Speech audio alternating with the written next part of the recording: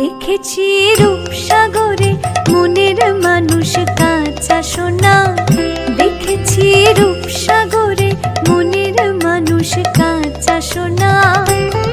তারে ধরে ধরে মনে করে ধরতে গেলেম আর পেলেম না, ধরে ধরে মনে করে ধরতে গেলেম আর পেলেম না। দেখেছি দেখেছি রূপসাগরে মনের মানুষ কাঁচা সোনা, দেখেছি রূপসাগরে মনের মানুষ কাঁচা সোনা। বন্দে পুরুষোত্তমম। বিশ্ব সৎসঙ্গের প্রাণ পুরুষ, বিশ্ব সমস্যার মূর্ত সমাধান, বিশ্ব শান্তির পথ প্রদর্শক, প্রেম গণমূর্তি সচ্চিদানন্দ বিগ্রহ, ইষ্ট আচার্য গুরু পুরুষোত্তম ভগবান শ্রী শ্রী ঠাকুর অনুকূল চন্দ্রের রাতুল চরণে অনন্ত কোটি প্রণাম জানিয়ে শুভ জন্মদিনের শুভেচ্ছা বার্তা।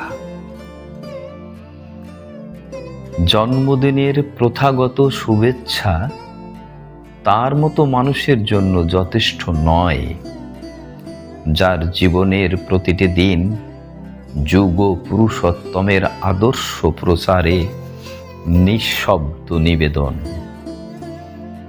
গত 6 জুলাই ছিল পরম প্রেমময় শ্রী শ্রী ঠাকুর অনুকূল চন্দ্রের পৌত্র পূজ্যপাদ শ্রী বিদ্যুৎ রঞ্জন চক্রবর্তী মহোদয়ের জন্মদিন। এই নীরব ও নিষ্ঠাবান সাধককে নিয়ে যতটুকু বলা যায় ততটুকুই মনে হয় অল্প বলা হলো, কারণ তিনি প্রচারের আলোকে না এসে নীরবেই কাজ করে চলেছেন সারাটি জীবন। শ্রী শ্রী ঠাকুরের নরলীলা সংবরণের পর তার আদর্শকে ঘিরে কিছু অপব্যাখ্যা ও বিকৃতি ছড়িয়ে পড়ে, যার বিরুদ্ধে প্রথম থেকে সাহসিকতার সঙ্গে রুখে দাঁড়িয়েছিলেন শ্রী শ্রী ঠাকুর ও শ্রী শ্রী বড়মার মধ্যমাত্মজ পূজ্যপাদ শ্রী বিবেক রঞ্জন চক্রবর্তী, যিনি আমাদের কাছে পূজ্যপাদ ছোটদা নামে পরিচিত। তারই জ্যেষ্ঠাত্মজ পূজ্যপাদ শ্রী বিদ্যুৎ রঞ্জন চক্রবর্তী। তার স্বর্গত পিতৃদেবের পদাঙ্ক অনুসরণ করে শ্রী শ্রী ঠাকুরের ভাবধারাকে অবিকৃতভাবে মানুষের কাছে তুলে ধরতে অসংখ্য গ্রন্থ সংকলন করে চলেছেন।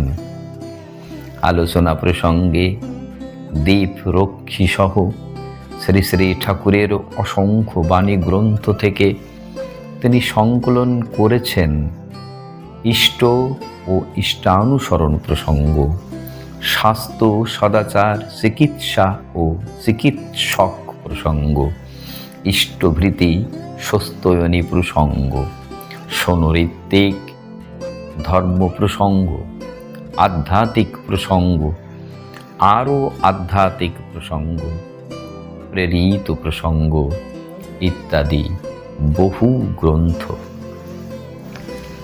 সপ্তার্ষি নামে একটি আর্য কৃষ্টিমূলক মাসিক পত্রিকা তিনি দায়িত্ব সহকারে প্রকাশ করেন। এই পত্রিকার মাধ্যমে শ্রী শ্রী ঠাকুরের ভাবধারাকে মানুষের কাছে অবিকৃতভাবে পৌঁছে দেওয়ার প্রচেষ্টা করে যাচ্ছেন আজও। তিনি প্রিয় পরম শ্রী শ্রী অনুকূল চন্দ্র চর্যাশ্রমের অধ্যক্ষ।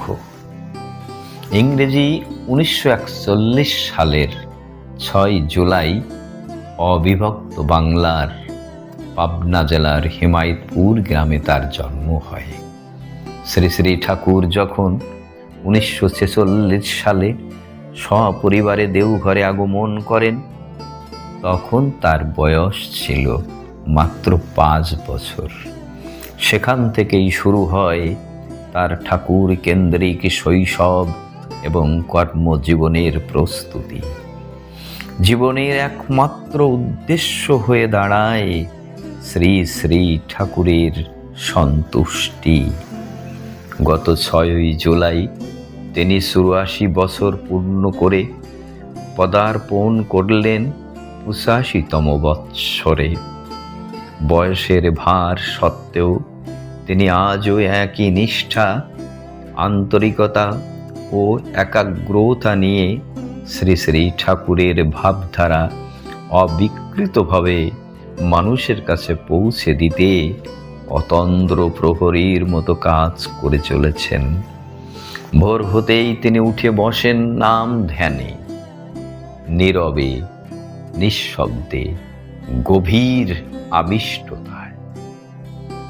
এই ধ্যানই যেন তার প্রতিদিনের প্রস্তুতি, ইষ্টের বার্তাবাহী হয়ে দিন শুরু করার।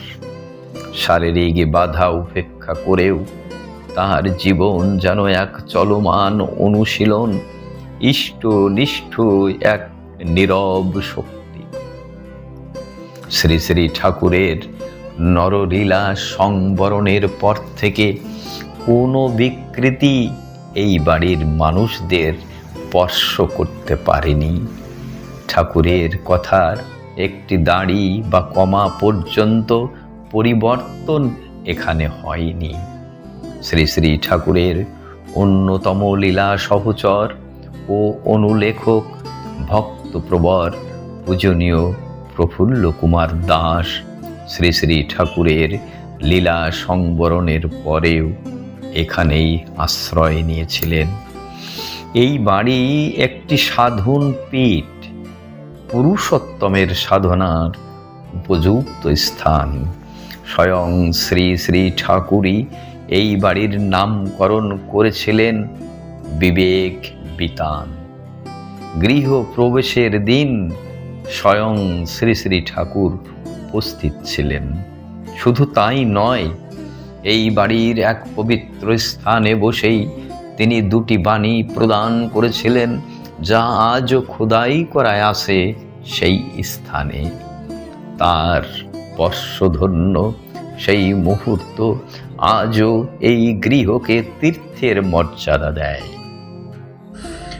প্রিয় পরমের শ্রী পদপঙ্কজে পূজ্যপাদ শ্রী বিদ্যুৎ রঞ্জন চক্রবর্তী মহোদয়ের সুস্থ, সুন্দর, সুদীর্ঘ, ইষ্টময় জীবন প্রার্থনা করি।